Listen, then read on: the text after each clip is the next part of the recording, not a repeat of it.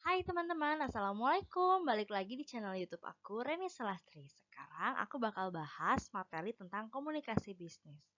Sebelum bahas komunikasi bisnis lebih lanjut, kalian udah tahu belum sih apa itu definisi dari komunikasi? Definisi komunikasi menurut KBBI adalah pengiriman dan penerimaan pesan atau berita antara dua orang atau lebih, sehingga pesan yang dimaksud dapat dipahami.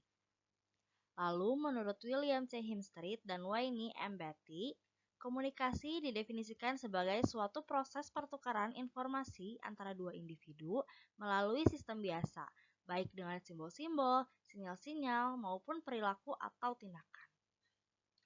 Kemudian, menurut Forstdale, komunikasi adalah suatu proses di mana suatu sistem dibentuk, dipelihara, dan diubah dengan tujuan bahwa sinyal-sinyal yang dikirimkan dan diterima dilakukan sesuai dengan aturan.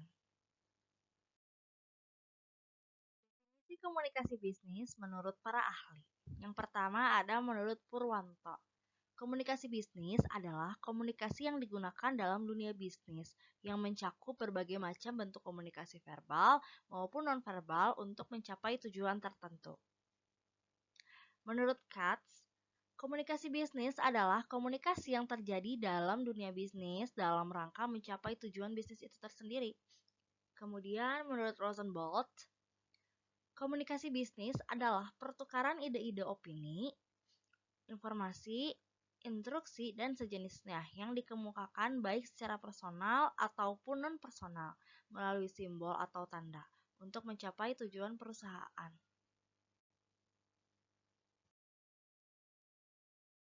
Simpulkan, komunikasi bisnis adalah komunikasi yang digunakan dalam dunia bisnis, mencakup berbagai macam jenis dan bentuk komunikasi untuk mencapai tujuan bisnis.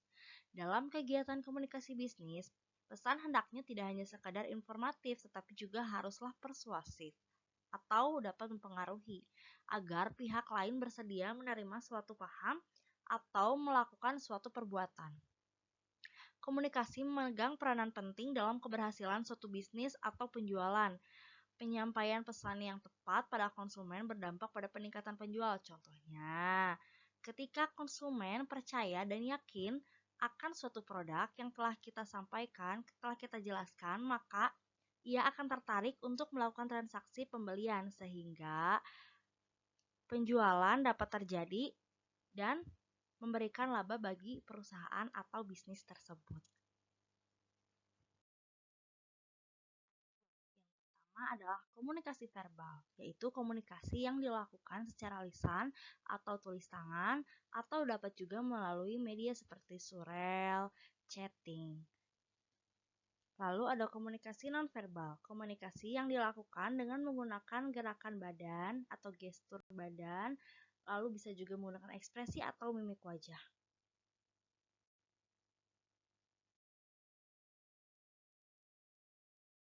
Komunikasi bisnis ada 4. Yang pertama, pesan yang terkandung dalam komunikasi bisnis disusun untuk audiens.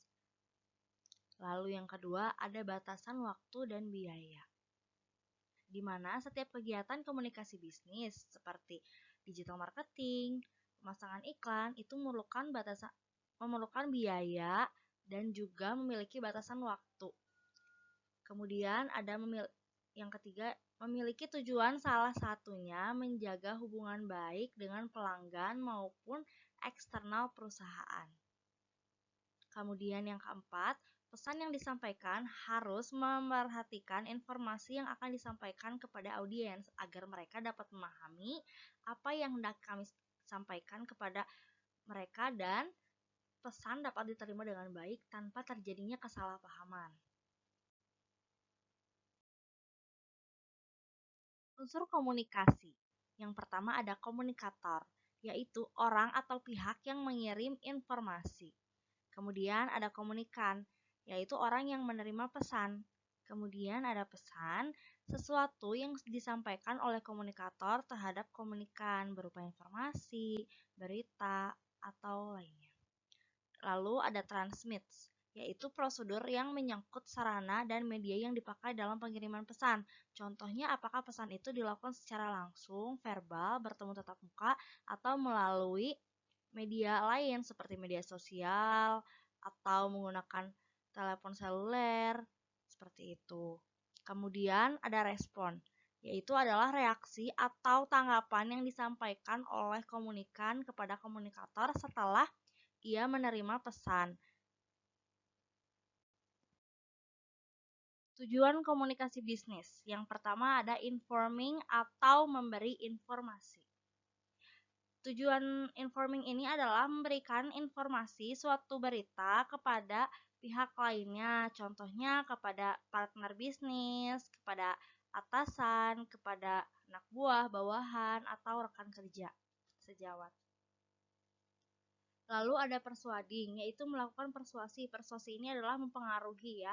Contoh persuading adalah dari sales ya, atau orang marketing menawarkan suatu produk kepada calon konsumen itu agar membeli produknya. Itu adalah salah satu contoh dari teknik dari tujuan komunikasi bisnis persuading.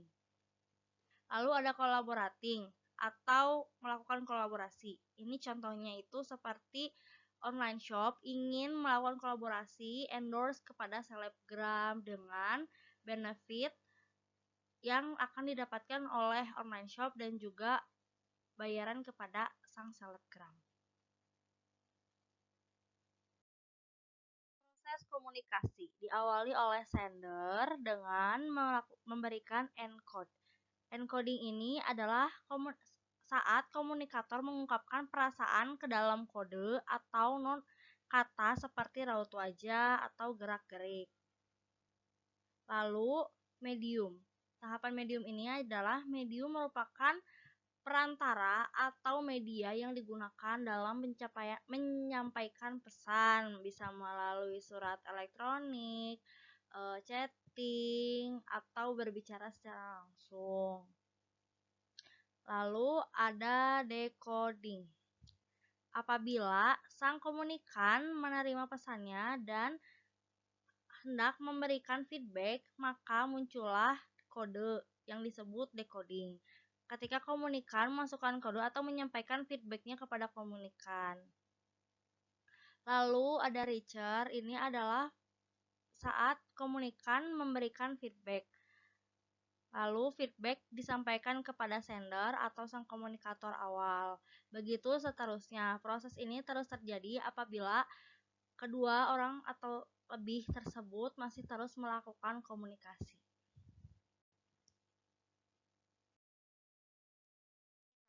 Keberhasilan sebuah komunikasi bisnis. Yang pertama ada persepsi, di mana pesan dapat diterima oleh komunikan secara jelas dan tak terjadi kesalahpahaman.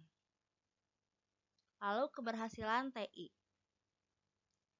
Penggunaan teknologi komunikasi yang terintegrasi dengan ketersediaan komunikasi dan data yang tepat dapat menunjang keberhasilan komunikasi bisnis. Lalu ketepatan, di mana komunikasi dilakukan secara tepat sasaran, kepada siapa ditujukan, dan bagaimana reaksi komunikan yang diharapkan. Lalu ada kredibilitas, adalah adanya kepercayaan antara komunikan dan komunikator dalam memberi dan menerima sebuah informasi atau pesan. Lalu ada pengendalian, di mana reaksi komunikan harus dapat dikendalikan oleh komunikator agar tidak melenceng dari target yang diharapkan. Kemudian adanya kecocokan antara komunikator dan komunikan yang dapat menjaga hubungan baik satu sama lain.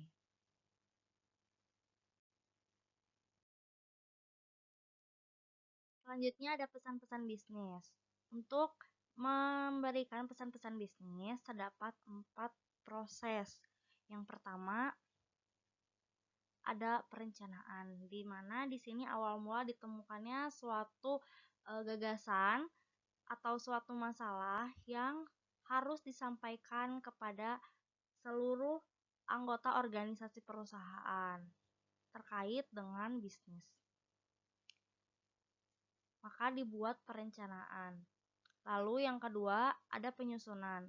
Pada penyusunan ini akan dicari bagaimana strategi penyampaian pesannya, metode apa, siapa sasarannya, kapan akan dilaksanakannya, dan alasannya, serta dampak jika tidak melaksanakan apa yang telah disampaikan pada pesan bisnis.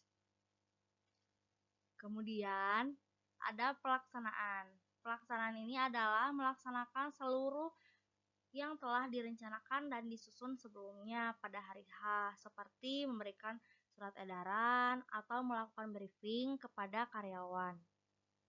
Selanjutnya akan dilakukan evaluasi. Pada evaluasi ini akan dilihat kembali seefektif apakah pesan bisnis yang telah disampaikan, lalu bagaimana respon dari sang penerima pesan bisnis, apakah negatif, netral, atau positif, agar dapat diperbaiki pada penyampaian pesan bisnis selanjutnya. Terima kasih atas perhatiannya. Semoga video ini dapat membantu bagi rekan-rekan yang ingin mempelajari tentang komunikasi bisnis. Terima kasih.